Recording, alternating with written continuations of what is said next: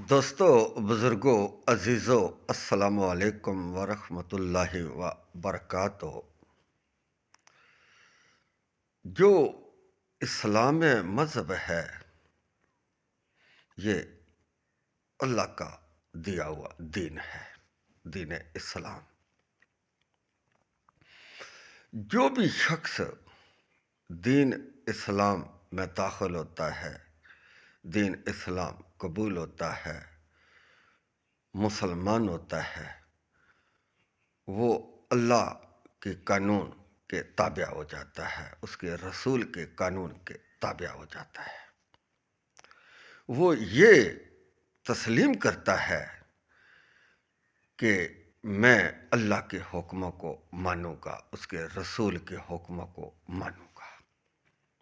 مسلمان ہونے کا اصل مقصد یہ ہے کہ جو حکم اللہ نے دیے، اس کے رسول نے دیے، ان کو میں سرخم تسلیم کرتا ہوں اور اللہ کے حکموں کے مطابق زندگی گزاروں گا۔ اس کو کہتے ہیں مسلمان، جو اللہ کے حکموں کے مطابق زندگی گزارتا ہے، اللہ کی عبادت کرتا ہے، اللہ کا ذکر کرتا ہے، اللہ کی تسبیح بیان کرتا ہے، اللہ کی تعریف بیان کرتا ہے۔ وہ یہ تسلیم کرتا ہے کہ مجھے اللہ نے پیدا کیا، مجھے اللہ نے دنیا میں بھیجا، اللہ نے مجھے زندگی عطا کی، اور اللہ نے مجھے رزق دیا، ہر چیز سے نوازا، اور میں اسی کی طرف لوٹ کر جاؤں گا اور پھر جنت میں چلا جاؤں گا۔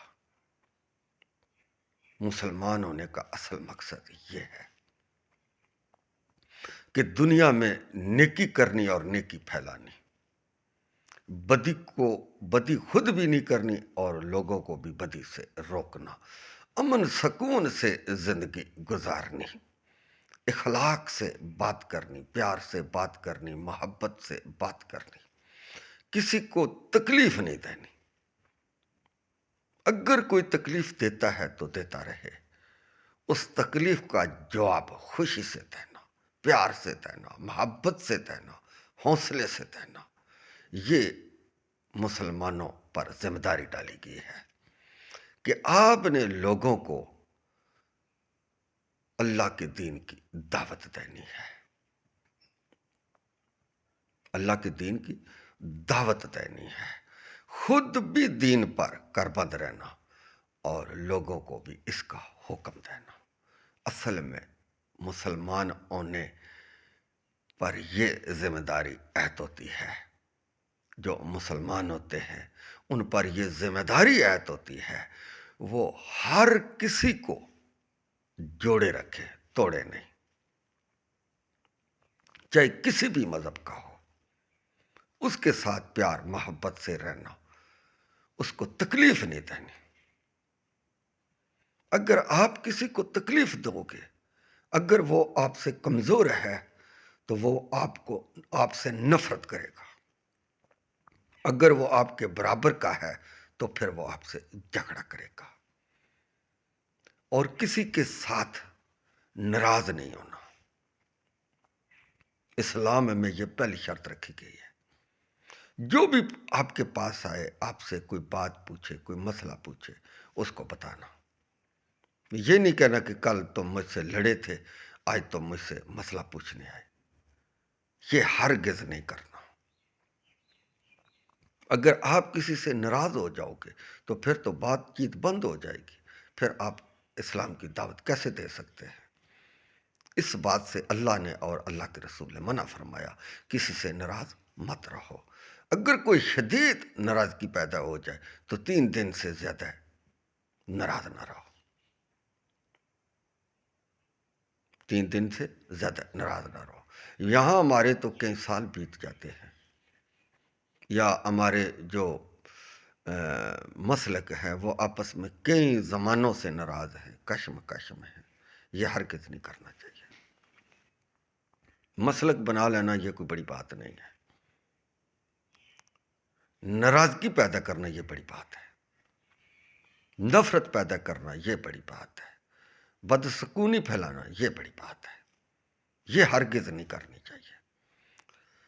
مسلمانوں کی جتنی بھی جماعتیں ہیں کوئی بات نہیں، مگر ان میں نفرت نہیں ہونی چاہیے، ان میں بغض نہیں ہونا چاہیے، ان میں کلیش نہیں ہونی چاہیے، اس میں نیچا دکھانے کی کوشش نہیں کرنی چاہیے، اس میں کسی دوسرے پر چکڑ اچھالنے کی کوشش نہیں کرنی چاہیے، کسی کو برا بلا نہیں کہنا چاہیے، بدخلاقی کا جواب بدخلاقی سے نہیں دینا چاہیے۔ ان چیزوں سے منع فرمایا گیا۔ جماعت اگر کوئی بنا لے تو کوئی بڑی بات نہیں،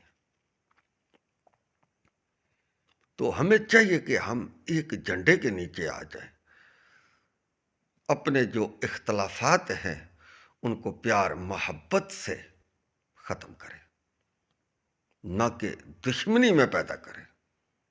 یہ ہرگز نہیں کرنا چاہیے۔